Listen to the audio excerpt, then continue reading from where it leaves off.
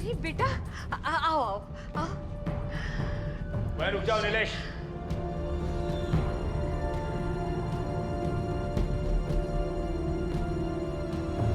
उस घर के दरवाजे तुम्हारे लिए आज से बंद।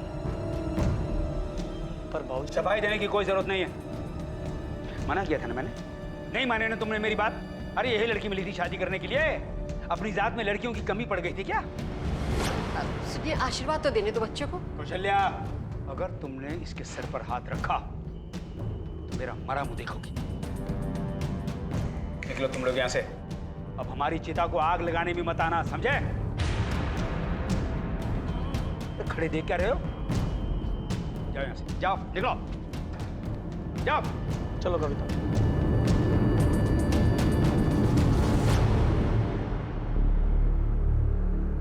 जाओ, निकल जाओ। अरे जाओ, खड़े क्यों? जाओ।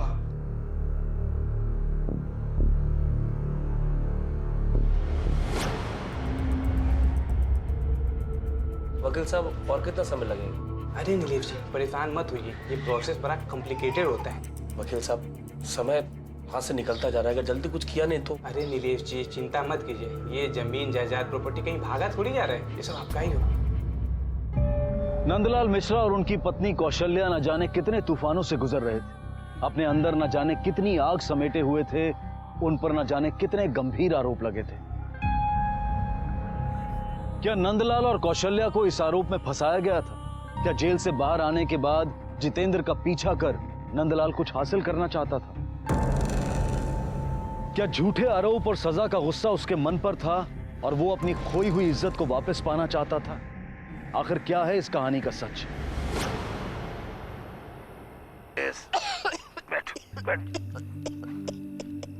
ये क्या हालत हो गई तुम्हारी? क्या बताओ? मुझे संभालते संभालते खुद बीमार पड़ गई। ये तुम कुछ खा लो, फिर दवाई देता हूँ मैं तुम्हें।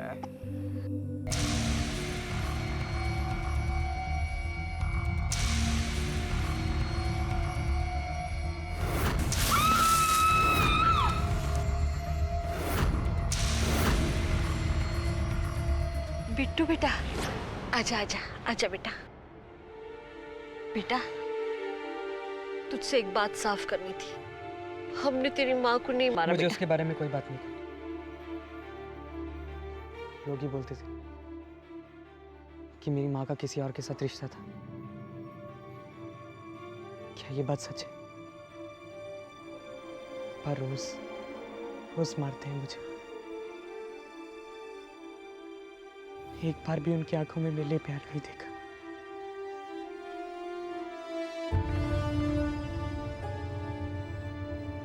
क्योंकि मैं उनका बेटा नहीं हूं ना। और वो तो संतेली माँ भी ले। एक चम्मच बस बेटा, बस एक चम्मच। हाँ, मैं नहीं खाऊंगा। क्या हो रहा है? देखिए ना, ये कुछ भी नहीं खाता। क्यों रे? अपनी माँ को तंग करने में बड़ा मजा आता है। ये मेरी माँ नहीं है। तुम्हें कौन को नीचे दिया है? कितना बदतमीज हो गया ये मेरी औलाद तो हो ही नहीं सकता। पकड़ो इसे। मुझसे एक बार भी नहीं पूछा कि बेटा तेरा स्कूल कैसा चल रहा है, मार्क्स कैसे आ रहे हैं तेरे। मतलब तो यही है ना कि मैं उनका खून नहीं। प्लीज प्लीज दादा दादी, प्लीज मुझे बता दो मैं किसके औलाद हूँ। दादी दादा प्लीज मुझे बता दो। दादी कुछ तो मत। कैसी बातें कर रहा है ये? देख, पता है, मेरे दोस्त मोहल्ले वाले सब चिढ़ाते हैं मुझे। बोलते हैं तेरा बाप कौन है? क्या जवाब दूं मैं? अगर वो मेरा बाप नहीं है तो उसने मुझे घर पे क्यों रखा?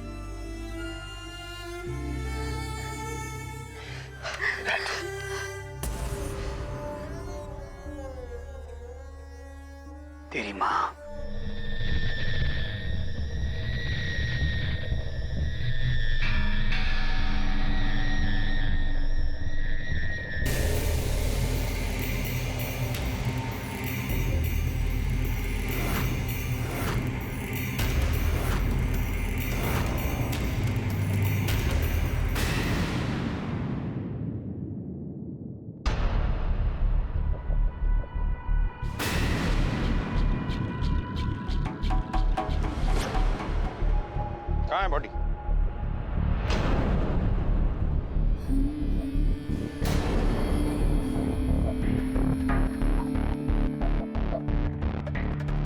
सर, मैं इनको जानता हूँ। मैंने इनको अस्पताल में भर्ती करवाया था। शुक्ला, सर, बॉडी को पोस्टमार्टम के लिए भेजो।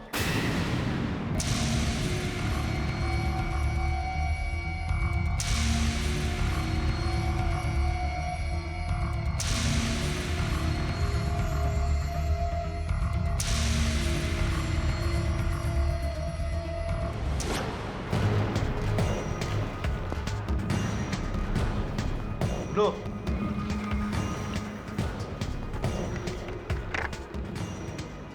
ये बूढ़ा बूढ़ी यहाँ रहते थे ना? कहाँ गए?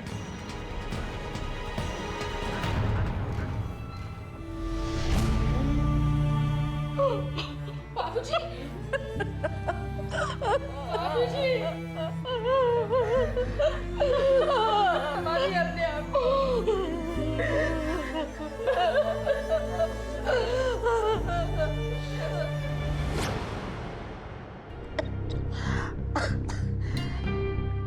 एक हफ्ता पहले ही मेरी तबीयत खराब हो गई।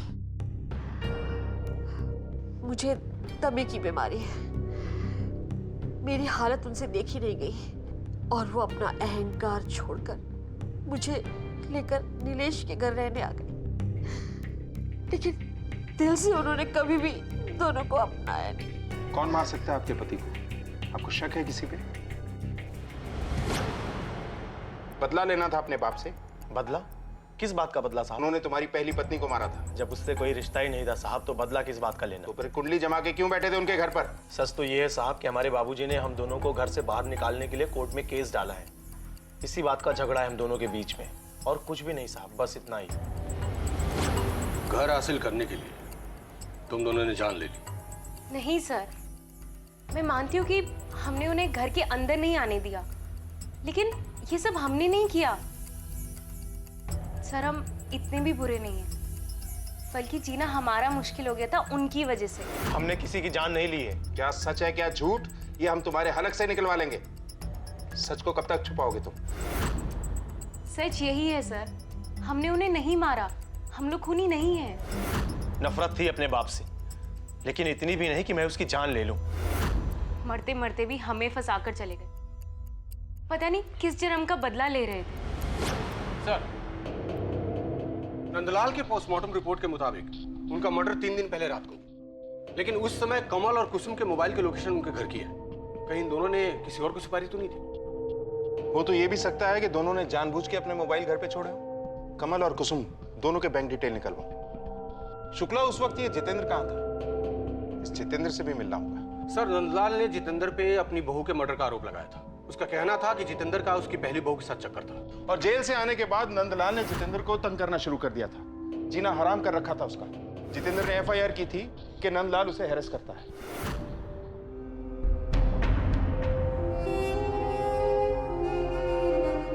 खूनी हत्यारा। भैया चाय देना। ऐसे चाय शुद्धी पापी आदमी है, खूनी हत्यारा। रुक, चलो भाई। अरे किसकी हत्या करवाने ले जा रहा है ये? पूछ तो लो इससे। हत्यारा है ये, अपने दोस्त तक को नहीं छोड़ा इसने। चलो भाई। कातिल है तू, कातिल। अरे बेटा, ये बच के खूनी कातिल जा रहा है ये जला के मार डालता है। बचो बचो, कातिल है कातिल। ये मार देगा किसी को भी पकड़ के। जला के मारता ना तू लोगों को। आज तो जिंदा नहीं बचेगा। हत्यारा। अगर जितेंद्र को कुछ करना ही था तो वो पुलिस में रिपोर्ट क्यों करा था? Right sir. सर, 2 लोग और, नीलेश और कविता। कहीं इन दोनों ने तो मर्डर नहीं किया या फिर करवाया?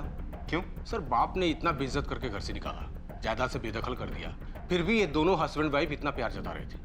आजकल के बेटा और बहू इतना करते हैं क्या? शुक्ला, कहीं ये प्रॉपर्टी का एंगल तो नहीं? पता करो। शुक्ला, इस केस में सभी शक के दायरे में। पिछली बार अगर नंदलाल को इंसाफ नहीं मिला तो इस बार हमें उसे इंसाफ दिलाना ही होगा। Right sir.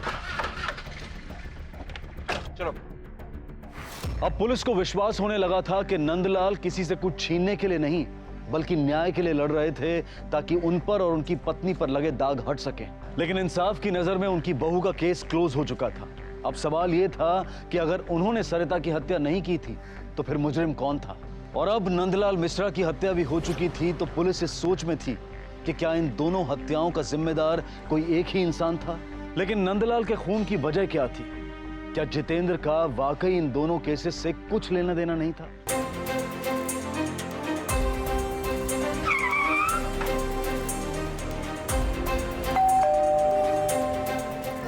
सर आप लोग? जितेंद्र कहाँ है? सर हम भी कल से बहुत परेशान हैं। उनका कोई अता पता नहीं है और तो और उनका फोन भी बंद आ रहा है। हमें तो लग रहा है कहीं उस बुड्ढे ने तो कुछ। आपको उन बुजुर्ग की चिंता करने की जरूरत नहीं है, उनकी हत्या हो चुकी है। चिंता करनी है तो अपने पति की कीजिए जो गायब हैं। वैसे जितेंद्र के बारे में कुछ भी पता चले तो हमें इन्फॉर्म कीजिएगा। जी शुक्ला सर, इनके घर पे खबरी लगवा। राइट। कहीं जितेंद्र ने ही तो नंदलाल को नहीं मारा। नंदलाल को जितेंद्र के बारे में सब कुछ पता चल गया था और जितेंद्र को अपना फंसना तय लग रहा। एक काम करो, सभी पुलिस चौकियों को अलर्ट करो और जितेंद्र की फोटो भिजवाओ। नीलेश की डिटेल्स मिली? जी सर, वो अपने लॉयर से मिल रहा है। पता चला है कि वो प्रॉपर्टी अपने बाप के नाम पर करने की कोशिश कर रहा है। सर हो सकता है ये कोई साजिश हो। मैंने यादव को बोल दिया नजर रखें। गुड।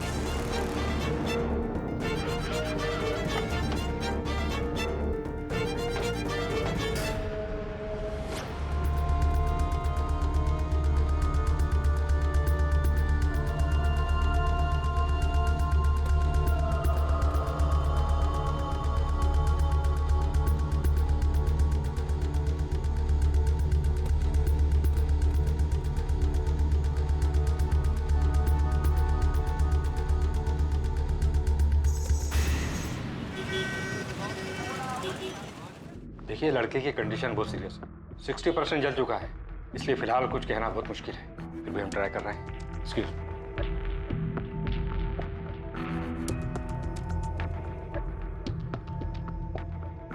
लगता है जलने जलाने का बहुत एक्सपीरियंस है आप लोगों को। आप कहना क्या चाहते हैं? ये हमने खुद को जलाया है? क्या पता, बिट्टू को आधे रास्ते तो पहुंचा ही दिया है। हाँ? 60% जल चुका है वो। लेकिन हमने उसके साथ कुछ भी नहीं किया, उल्टा बिट्टू ने हमें मारना चाहा। बिट्टू ने? क्यों?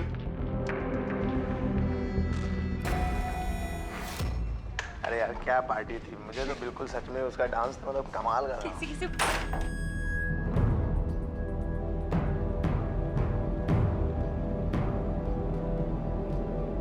बिट्टू क्या ये, तू गीला क्यों है? और ये केरोसिन की महक। तुम दोनों मरोगे मेरे साथ यहाँ पर। बिट्टू बेटा किसी बातें कर रहे हो? और ना ही इस आदमी का।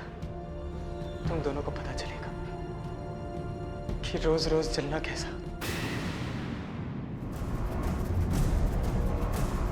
ये क्या कर रहा है? छोड़ से, रुक जा। बिट्टू नहीं।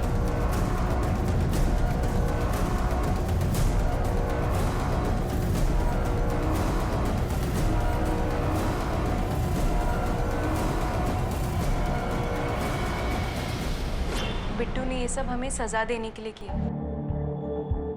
वो अपने पिता से नफरत करता है और हमेशा से इनसे गुस्से में ही बात करता है। उसे ऐसा लगता है कि ये उसके असली पिता है ही नहीं और उससे जरा सा भी प्यार नहीं करते। ऐसी कहानियां बहुत सुनी है हम लोगों ने। इस पर भरोसा करें, कौन सच्चा है? सर हो सकता है बिट्टू ने ही अपने दादाजी को मारा हो और फिर गिल्टी फील करके खुद को मारने की कोशिश की। लेकिन फिर वो कमल और कुसुम को क्यों जलाया?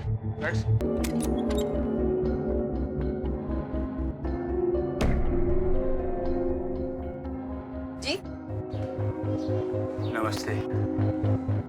जितेंद्र घर पर है? जी वो तो ऑफिस निकल गए। कोई बात नहीं, आए तो कहिएगा नंदलाल मिश्रा वापिस आ गए। अब तो मुलाकात होती रहेगी। नमस्ते। हाँ नाम याद रहेगा ना, नंदलाल मिश्रा। बताना ना भूलिएगा।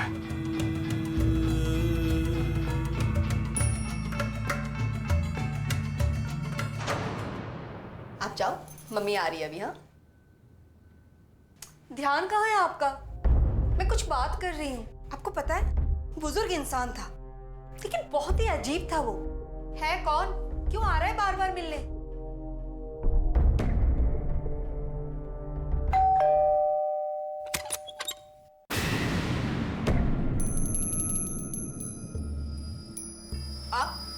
फिर से आ गए? देखिए, हमारे पति आपको नहीं जानते और उन्होंने कहा है कि हम आपसे कोई बात ना करें। अगर आप दोबारा आए ना तो हम पुलिस स्टेशन फोन कर देंगे। पुलिस स्टेशन का नंबर है आपके पास या मैं दूं? बाप रे, मैं तो डर ही गई। आपको पता है, मैंने उसे पुलिस की धमकी दी तो कहता है कि नंबर है या दो। बहुत ही अजीब इंसान है वो। आखिर आप बताते क्यों नहीं है? कौन है, क्यों बार बार आता है हमारे घर? नाम याद रहेगा ना? हाँ, नंदलाल मिश्रा नाम बताया अपना। कहा कि बोल देना वापस आ गया है। मुझे तो डर लगने लगा है अब। आप एक काम क्यों नहीं करते? आप जाके उससे बात करो ना, आखिर पता तो चले कि कौन है, क्यों आ रहा है बार बार। निकल यहाँ से। बापू ने कहा है अगर कोई एक गाल पर मारे दूसरा सामने कर दो। साले बुड्ढे, तू चाहता है या क्या करोगे? जला दोगे? जान से मारोगे? खून कर सकते हो तो दो थप्पड़ मारने में क्या हर्ज है? ये रहा मेरा गाल, मारो। हाथ क्यों रुक गए? तुझसे बहस नहीं करना चाहता मैं। निकल जा यहाँ से।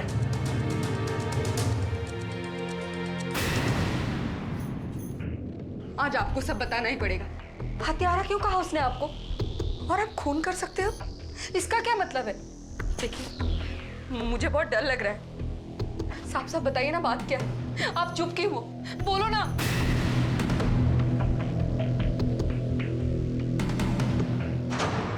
भैया ये 2 समोसे देना है। वो हरी वाली चटनी है ज्यादा तीखी वाली बांध देना। कुशल्या को हरी चटनी बहुत पसंद है। इतने साल हो गए समोसे खाए हुए, समोसों का स्वाद भूल गई होगी बेचारी।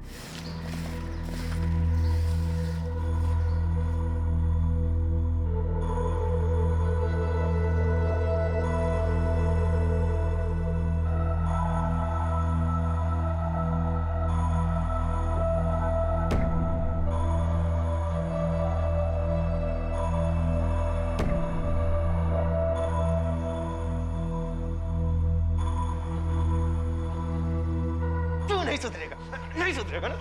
ढीठ हो गया। क्या पूछेगा? पूछेगा? आप कर रहे हो? पूछेगा? हाँ? आप भी ना, छोड़ो इसे। जब जब इस बिट्टू के पीछे पड़े रहते हो, इसे ना बाद में सुधार लेना। पहले जाकर उनको सुधारो। जाइए, जाकर देखिए बाहर। पता भी है आपको, आज तीसरा दिन है और घर के बाहर पेड़ के नीचे वो तो अपना पूरा बोरिया बिस्तरा लेकर घर बनाकर बैठ गए। लोग कैसी कैसी बातें करें, कुछ पता भी है आपको? पूरे मोहल्ले में हमारी बदनामी करके रख दी है। लोगों की बातें सुन सुन के ना मेरी तो कान पक गए हैं। आपसे कह रही हूँ, जाकर जो बात करनी है जाके कीजिए। अब जाइए।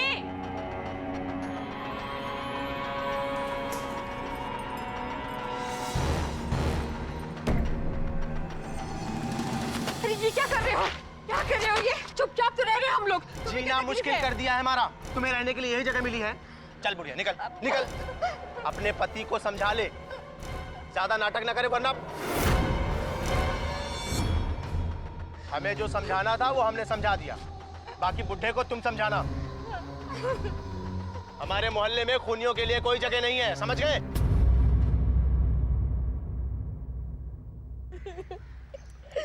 सामान भी फेंक दिया। बस बस। अरे क्यों आंसू बहाती ऐसी नालायक औलाद के ऊपर? चिंता मत कर, मेरे रहते तुझे कोई परेशान नहीं कर सकता। कब तक रहेंगे हम लोग ऐसे? कब तक रहेंगे?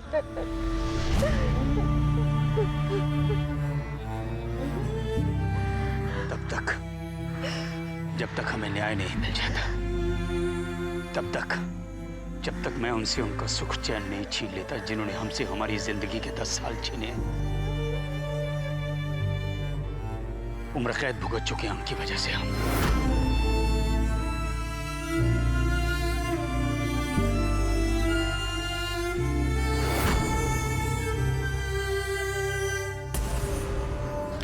शांत रह तू। ले समोसे खा, तेरी मनपसंद तीखी चटनी के साथ लाया हूं।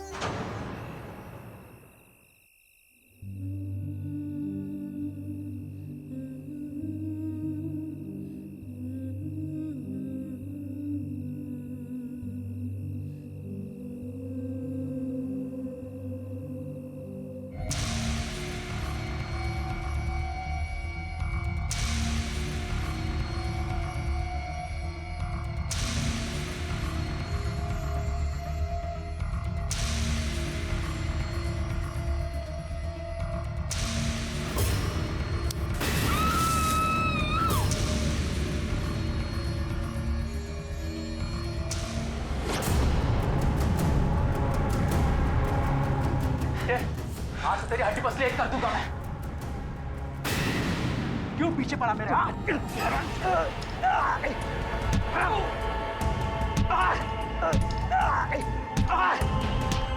जितना मारना मार, फिर भी साबित करके रहूंगा कि असली हत्यारा तू है। तूने खून किया और सजा मिली मेरी बीवी और मुझे। मेरी जिंदगी के 10 साल लायक ही नहीं रहेगा। कहूंगा पूरी दुनिया तू जितना मारना मार। नंदलाल के साथ अतीत में घटी घटनाएं क्यों उसके आज पर हावी हो रही थी? क्यों एक बूढ़ा व्यक्ति नंदलाल मिश्रा जितेंद्र को परेशान कर रहा था, उसे हत्यारा कहकर उसके पीछे पड़ा था? और दूसरी तरफ क्यों एक पिता कमल मिश्रा अपने बच्चे को यातनाएं दे रहा था? आखिर सतह पर बिल्कुल अलग अलग लगती इन कहानियों को किस कड़ी ने जोड़ा था? सच पर से अभी कितनी परतें उठनी बाकी?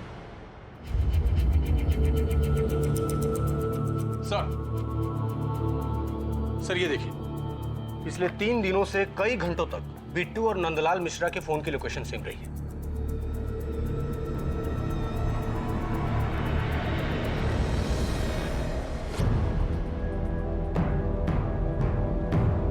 साहब, बिट्टू के इस हालत का जिम्मेदार मैं और मेरे पति थे। अगर सरिता के मामले में हम चुप रहे होते तो आज मेरी बहू जिंदा होती और बिट्टू भी इस हालत में ना होता।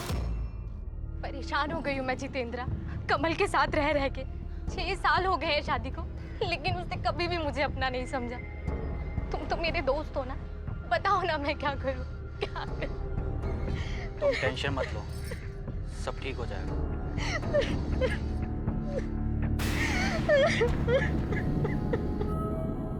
सब पता मुझे। ये छुप छुप कर मिलना, ये फोन पर बातें करना। अरे हमें तो लगा था अच्छे घर की लड़की हो, ऐसी घटिया हरकतें करने वाली चालू लड़की नहीं हो। पता नहीं किस मनहूस घड़ी में ये रिश्ता पक्का किया था हमने। बंद करो ये सब, वरना इसका अंजाम अच्छा नहीं होगा। बाबूजी आप गलत समझ रहे हैं। चुप! बाबूजी ऐसा कुछ भी नहीं है, मेरा यकीन कीजिए। ऐसा भी तो हो सकता है कि बिट्टू ने अपने दादा की हत्या की हो और उसके बाद खुद को मारने की कोशिश की हो।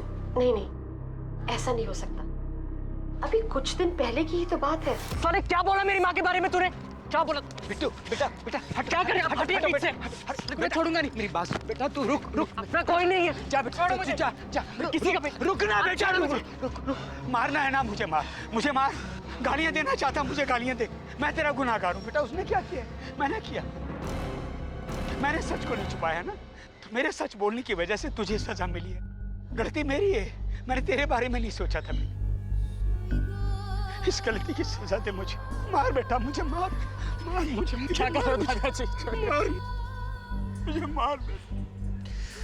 मुझे माफ कर दो दादा, मैं आगे से ऐसा कुछ नहीं करूँ। बहुत अच्छे हो।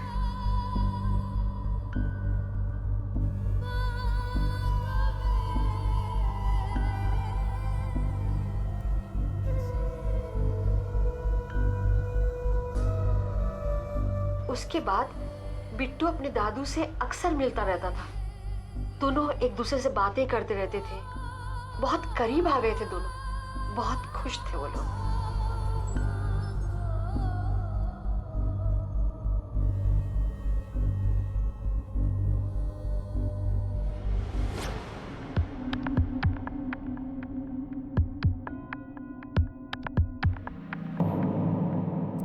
बिट्टू के पास कोई वजह नहीं है कि वो अपने दादाजी की हत्या करे, लेकिन ये एक पहेली है कि उसने अपने साथ साथ कमल और कुसुम को मारने की कोशिश क्यों की।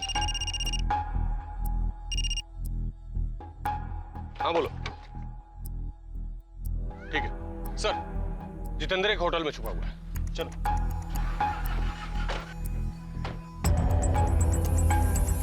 सर जितेंद्र ने अभी तक चेकआउट नहीं किया है, लेकिन कल रात से अपने कमरे में भी नहीं है। हाँ बोल। ठीक है, हम आ रहे हैं। चलो।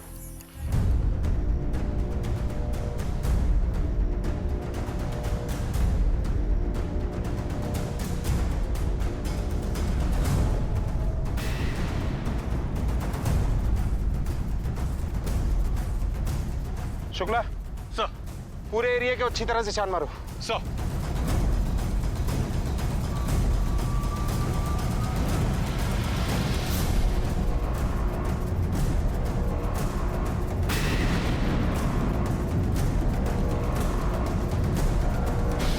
सर चाकू ये देखिए। शुक्र सर, बॉडी को ऑटोप्सी के लिए भेज दो। मर्डर चाकू से हुआ है। सोचने वाली बात यह है कि नंदलाल का मर्डर भी चाकू के वार से ही हुआ था। खैर, इस चाकू के फिंगरप्रिंट्स मंगवाओ। सर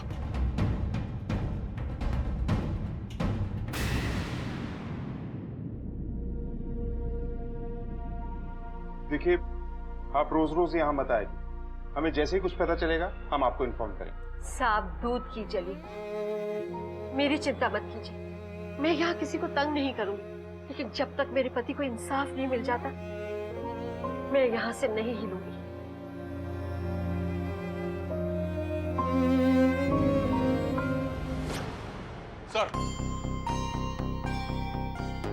सर जितेंद्र का कत्ल जिस चाकू से हुआ वही चाकू नंदलाल को भी मारने के लिए यूज किया गया। ये देखिए, और उस चाकू पर जितेंद्र के उंगलियों के निशान मिले। और सर खबरी ने यह खबर दी कि कुछ दिन पहले जितेंद्र ने चाकू खरीदा। जाहिर है जितेंद्र ने आत्महत्या तो नहीं की होगी, तो किसी और के उंगलियों के निशान मिले? नहीं सर, लगता है सर मुजरिम बहुत शातिर है। या तो उसने ग्लव्स पहने होंगे या फिर निशान मिटा दिए। इसका मतलब यह है कि जितेंद्र ने नंदलाल को मारा है। तो फिर जितेंद्र को किसने मारा? शुक्ला सर, इस जितेंद्र की पूरी कुंडली निकालो। क्या करता था, कहाँ उठता बैठता था, कोई क्रिमिनल हिस्ट्री तो नहीं? सब कुछ। सर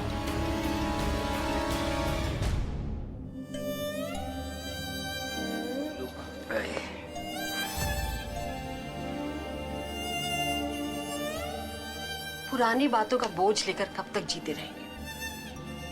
नई शुरुआत क्यों नहीं करते? वो बात पुरानी कहाँ हुई कौशल्या? उस बात के बाद और कोई बात तो हुई नहीं हमारे जीवन में। उसी बात के बोझ तले तो दब कर जी रहे हैं हम।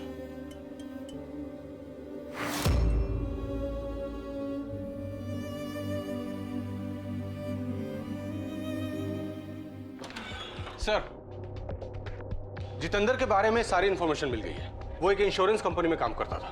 तो सर चौंकाने वाली बात यह है कि उसकी सैलरी से कई गुना ज्यादा रकम रेगुलर उसके अकाउंट में जमा हुई।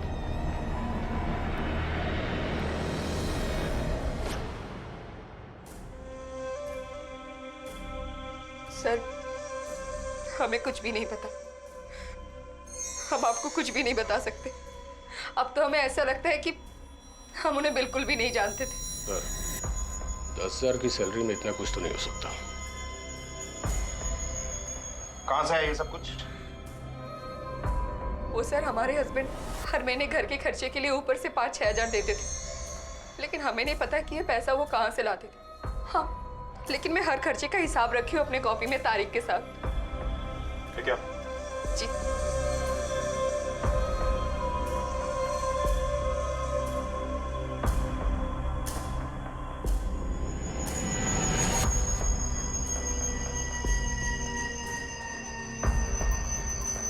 सर हमारी शादी को 7 साल हो गए। वो शादी से पहले से ही पैसे ला रहे थे, लेकिन ये नहीं पता कि ये पैसा वो कहाँ से लाते हैं। हाँ बोल। ठीक है, हम आते हैं।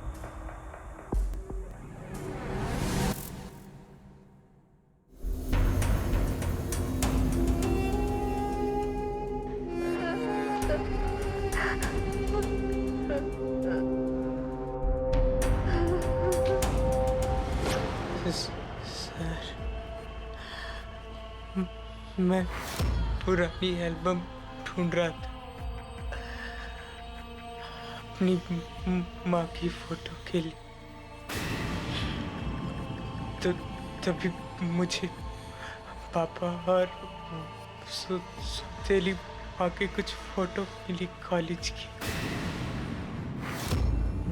मैं तभी समझ गया था कि एक दूसरे को पहले से जानते। और सर मैंने इनकी बातें सुन ली थी दादाजी के बारे में कि वो दादाजी को मारने वाले।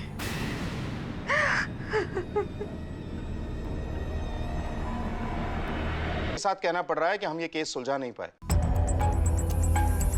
क्योंकि कुसुम जी, 10 साल पहले जब ये कहानी शुरू हुई थी तब तो आप पिक्चर में ही नहीं थे, कोई नहीं जानता था आपके बारे में।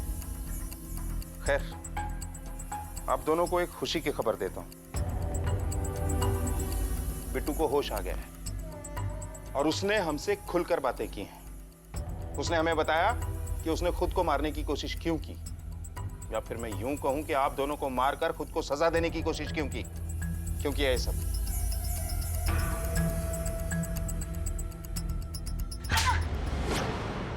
बोलो, और शुरू से।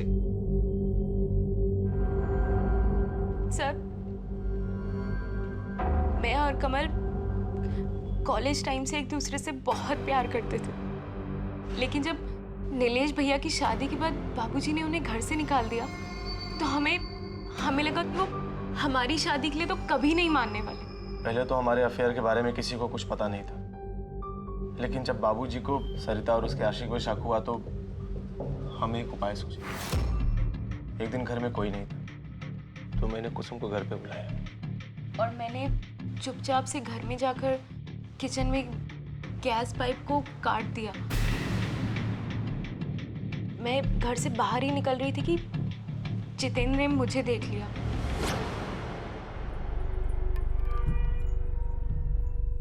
आ गया हमारा राजा बेटा स्कूल से यार। चलो चलो, हाँ मम्मी।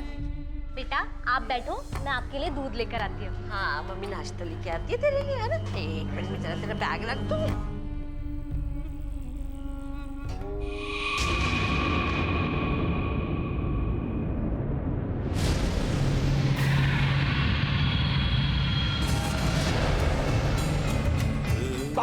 सुनिए सुनिए सुनिए, किसी को बुला लीजिए।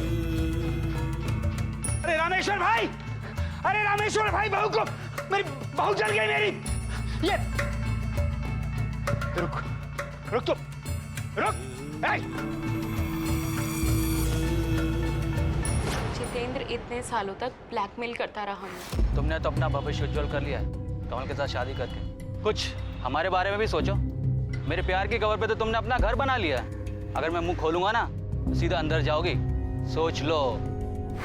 तो नंदलाल को मारने का काम जितेंद्र को सौंपा था। बाबूजी ने जितेंद्र का जीना हराम कर रखा था और हमें भी डर लगने लगा था कि एक दिन बाबूजी हमसे हमारा सब कुछ छीन लेंगे। इसलिए हमने जितेंद्र को और पैसे का लालच देकर अपना काम करने के लिए तैयार किया। जितेंद्र को डर था कि कहीं वो पकड़ा ना जाए, लेकिन फिर हमारी बातों में आकर वो राजी हो गया।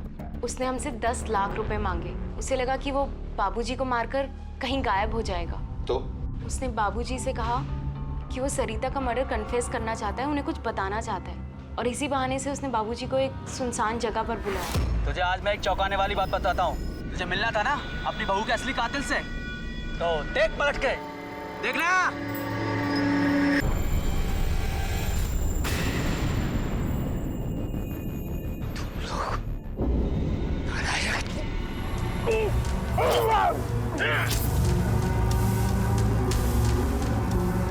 तुम्हारा काम हो गया, लाओ मेरे 10 लाख रुपए।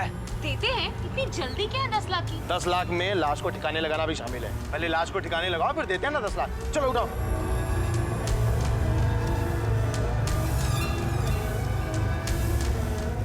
10 लाख चाहिए तुझे? 10 लाख चाहिए थे ना? 10 लाख ले, और ले। चलो अभी ये दोनों लाश ठिकाने लगा।